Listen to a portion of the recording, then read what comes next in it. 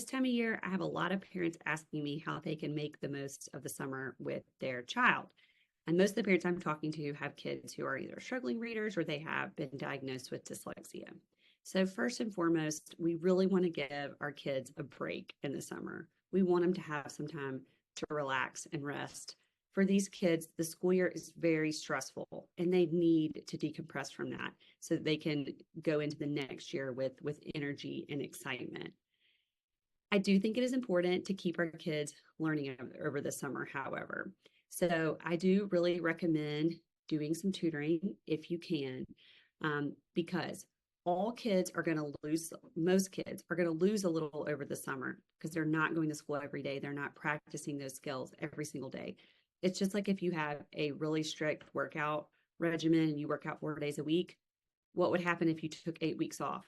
Well, you would lose some strength and some of your muscle mass. And when you went back, oh, it would be painful.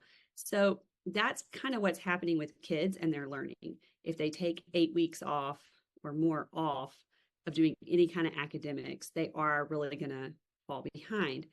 So if we know that's going to happen to most kids, we definitely want to protect or be extra vigilant for our kids that already have learning challenges. But I'm not saying this to scare you. I'm really saying it because it's an opportunity. If we know that most kids in the class are going to be a little rusty going into school, if we can keep our kids with dyslexia and with reading challenges, if we can keep them sharp all summer long, that's going to really help even the playing field for when they get back in the classroom in August and September. So Read Write has great services where we work one-on-one with our students in person or also remote online. There are also a lot of schools in our area that do summer reading camps. It's a great option. If bringing your kid to tutoring, it just won't work for you for whatever reason, I would recommend our computer program called Lexia that we use at Read Write. It is a great program for reinforcement. So it's not going to do any direct instruction, but it's just going to help keep the kids going with what they've already been taught in school. And if you're interested in that, reach out to us at Read Write and we can help you get a license for Lexia for your child or children. And that's another great option for the summer. Don't forget the basics that I'm always preaching, which is to read to your kids, let them listen to audiobooks, and as they are able, read decodable books. Your library is a great source for these. That's a fun outing for kids in the summer. You can listen to audiobooks in the car when you're on a road trip. Just try to bathe them in language. Even like podcasts are a great way just to expose them to vocabulary.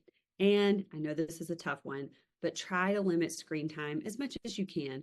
A little bit is fine. You know, everybody needs some TV time at the end of a long day of play and fun, but try to limit that so kids will be encouraged to, if they're bored, they're going to be encouraged to get creative, get outside, flex some of their right brain thinking, which typically our kids with dyslexia are really good at.